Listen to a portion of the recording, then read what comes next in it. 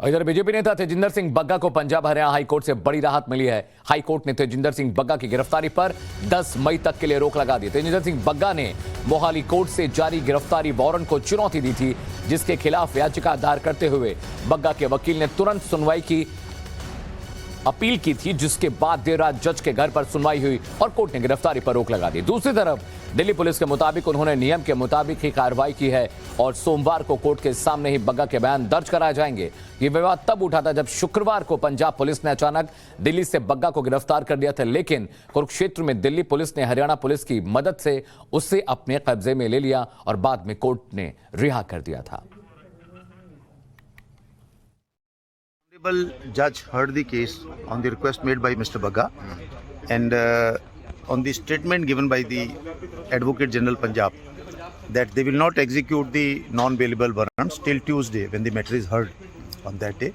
On that statement, now the case has been adjourned to Tuesday when the application will be heard with the main cases. He will not be arrested till Tuesday. और अब आपको graphic के जरिए बताते और समझाते हैं कि हाईकोर्ट ने अपने फैसले में क्या क्या बड़ी और अहम बातें कही हैं। देखिए, पंजाब हरियाणा हाईकोर्ट का फैसला आया, उसमें कहा गया कि तेजिंदर पाल सिंह बग्गा को राहत दी गई है, यानी उनकी गिरफ्तारी फिलहाल तो नहीं होने वाली। मोहाली कोर्ट के फैसले पर रोक लगा दी गई, जिसमें कहा गया था कि उन्हें तत्काल प्रभाव से गिरफ्तार किया जाना चाहिए। तीसरी बड़ी बात जो कोर्ट ने कही है, 10 मई तक बग्गा की गिरफ्तारी पर रोक लगाई गई, यानी 10 मई तक बग्गा गिरफ्तार नहीं किए जाएंगे। साथ ही साथ कोई कठोर कार्रवाई नहीं करने का भी आदेश कोर्ट की ओर से दिया गया। यानी बग्गा को बड़ी राहत मिली है। बग्गा ने मोहाली कोर्ट फैसले को चुनौती दी थी कोर्ट में, जहां पर उन्हें इस तरह की राहत मिली। करीब 45 मिनट तक सुनवाई चली, बहस चली, दलीलें चली, जिसके बाद बग्गा के पक्ष में कोर्ट ने फैसला सुनाया है। तो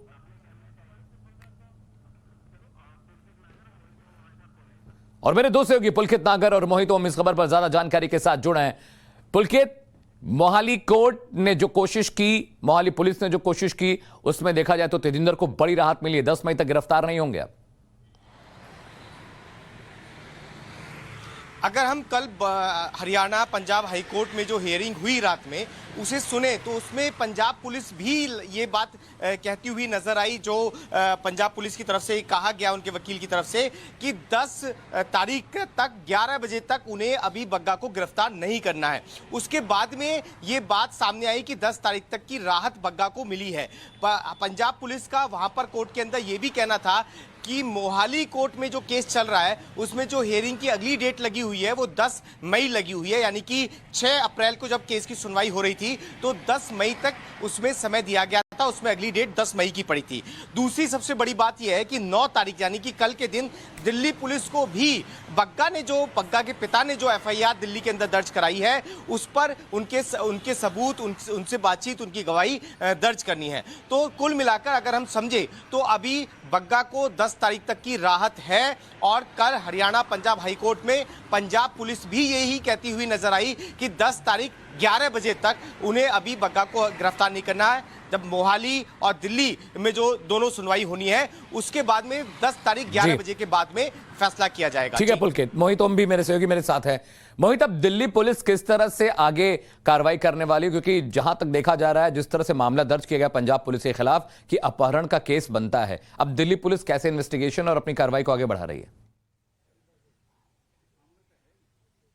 देखिए, दिल्ली पुलिस अब लगातार पंजाब पुलिस के संपर्क में है और उनको बताया जा रहा है कि आपने जिस तरीके से यहाँ पे गिरफ्तारी की थी उसमें कहीं ना कहीं लूपहोल्स थे और आपने दिल्ली पुलिस को इस चीज के लिए इंटीमेट नहीं किया था। और जिस तरीके से जो बग्गा के पिताजी हैं प्रीतपाल, उन्होंने जो शिकायत लिखवाई है उसमें किडनैपिंग का केस है और किडनैपिंग में जो आरोपी हैं वो अधिकारी हैं जो दिल्ली पहुंचे थे, तो उनके खिलाफ हमें कार्रवाई करनी है। तो अब दिल्ली पुलिस इस मामले में आगे बढ़ रही है। हालांकि दिल्ली पुलिस भी लीगली एडवाइस ले रही है इस मामले में कि किस तरीके से आगे बढ़ा जाए, क्योंकि एक स्टेट पुलिस दूसरी स्टेट पुलिस के खिलाफ क्या एक्शन लेगी इसके लिए लीगल एडवाइस ले रही है। अपनी लीगल टीम है दिल्ली पुलिस की, उनके साथ डिस्कशन किया जा रहा है। लेकिन दिल्ली पुलिस का कहना है कि इस मामले में एक्शन जरूर लिया जाएगा और दिल्ली पुलिस का कहना है कि जिसको हमारे जो नागरिक को गिरफ्तार करके ले जाया जा रहा था अब हमने उनको उनके घर में दे दिया है। मोहाली कोर्ट से क्या आदेश आया उसके बारे में दिल्ली पुलिस को अभी नहीं पता है, लेकिन दिल्ली पुलिस जो एफआईआर हुई है दिल्ली के अंदर उस पर कार्रवाई करने के लिए अपनी लीगल एडवाइस ले रही है। जी पुलकित, जैसा कि मोहित ओम बता रहे हैं कि दिल्ली पुलिस में एफआईआर दर्ज कराई गई अपहरण की, पंजाब पुलिस की ओर से क्या सफाई आई है इसे लेकर?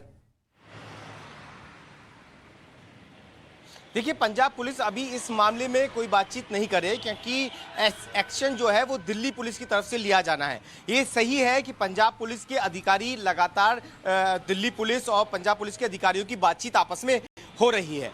जिस तरीके के आरोप बग्गा के पिता ने लगवाए और एफआईआर दर्ज हुई, उसमें कहीं ना कहीं ये दिखता है कि पंजाब पुलिस की तरफ से जब बग्गा को यहां से लेकर जाया जा रहा था तो जो प्रोसीजर अपनाया जाना था उसमें कहीं कमी रही। यही वजह है कि पंजाब पुलिस और दिल्ली पुलिस दोनों अब जो संपर्क में है। दिल्ली पुलिस बहुत सारे सबूतों के साथ ये दावा कर रही है कि पंजाब पुलिस के पास बहुत सारी चीजें नहीं थी। पंजाब पुलिस को पहले यहां एमएलसी करानी थी दिल्ली के अंदर, तब पंजाब लेकर जाना था, तो ऐसी चीजें हैं। लेकिन पंजाब पुलिस भी अपने लीगल एडवाइजर्स के संपर्क में है कि जो उन्होंने प्रोसीजर अपनाया, क्या वो प्रोसीजर एक स्टेट से दूसरे स्टेट ले जाते समय ठीक था? क्या दिल्ली पुलिस जिस तरीके के आरोप लगा रही है और जिस तरीके से एफआईआर दर्ज हुई है उसमें पंजाब पुलिस कहीं घेरे में आती है या नहीं?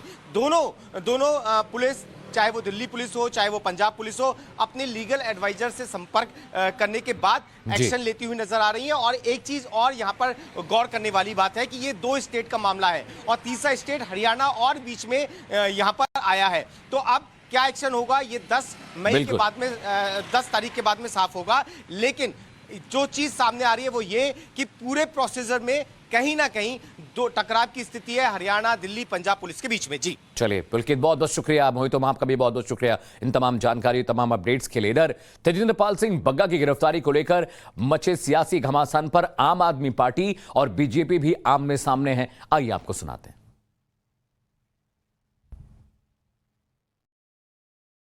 ਜਿਹਨੂੰ ਕਹਿੰਦੇ ਆ ਕਿ ਘਟੀਆ ਸ਼ੜਯੰਤਰਾਂ ਤੇ ਉਤਰ ਚੁੱਕੀ ਹੈ ਤੇ ਤੇਜਿੰਦਰਪਾਲ ਬੱਗੇ ਵਰਗੇ ਮੋਹਰਿਆਂ ਦੇ ਸਿਰ ਦੇ ਉੱਤੇ ਸ਼ਰਾਰਤ ਕਰਕੇ ਗੰਦੀ ਸਿਆਸਤ ਕਰਕੇ ਪੰਜਾਬ ਦਾ ਮਾਹੌਲ ਖਰਾਬ ਕਰਨਾ ਚਾਹੁੰਦੀ ਹੈ। 5 ਵਾਰੀ ਬਰਾਂਚ ਤੇ ਇੱਕ ਦੋਸ਼ੀ ਨਹੀਂ ਆਂਦਾ ਤੇ ਉਹ ਦੋਸ਼ੀ ਉਹ ਬੰਦਾ ਜਿਹੜਾ ਪੰਜਾਬ ਦੀ ਅਮਨ ਸ਼ਾਂਤੀ ਨਾਲ ਖੇਲਣਾ ਚਾਹੁੰਦਾ। ਜਦੋਂ ਐਦਾਂ ਦੇ ਦੋਸ਼ੀ ਨੂੰ ਪੰਜਾਬ ਪੁਲਿਸ ਸੀਆਰਪੀਸੀ ਦੇ ਤਹਿਤ ਉਸ ਨੂੰ ਅਰੈਸਟ ਕਰਨ ਜਾਂਦੀ ਹੈ, अपना सारा प्रोसीजर फॉलो करती है ते अरेस्ट करा के वापस ले आते हैं, तो उदों इन्हां दे सरगना नूं एकदम ही उठ खड़दे है ते पूरे हरियाणे दी पुलिस, पूरे दिल्ली दी पुलिस, पूरा इंफ्रास्ट्रक्चर ला दिता जाता कादे दे उत्ते?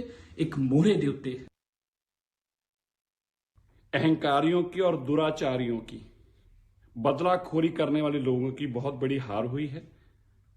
इंसाफ की, सच्चाई की और कानून में रहने वाले लोगों की जीत हुई है। तेजिंदर बग्गा को हाई कोर्ट ने राहत दी है। नो कोरहेसिव एक्शन, उसको अरेस्ट नहीं किया जा सकता अगली तारीख तक, और 10 मई को अगली तारीख है। आज अरविंद केजरीवाल जी को जरूर एहसास हुआ होगा कि आप बदलाखोरी की एक सीमा होती है, आपने सारी सीमाएं नांग दी। क्यों आप एक सिख नौजवान को पंजाब पुलिस के पास तो जाके उससे टॉर्चर करवाना चाहते थे? क्यों उनको पिटवाना चाहते थे? कैसी मानसिकता आपकी, इतनी गिरी हुई घटिया मानसिकता और ये आपकी सोच है कि आप लोगों को पिटवाना चाहते हैं, टॉर्चर कराना चाहते हैं? क्या देश ने आपको पंजाब की सत्ता इसलिए दी है? शर्म आनी चाहिए अरविंद केजरीवाल जी।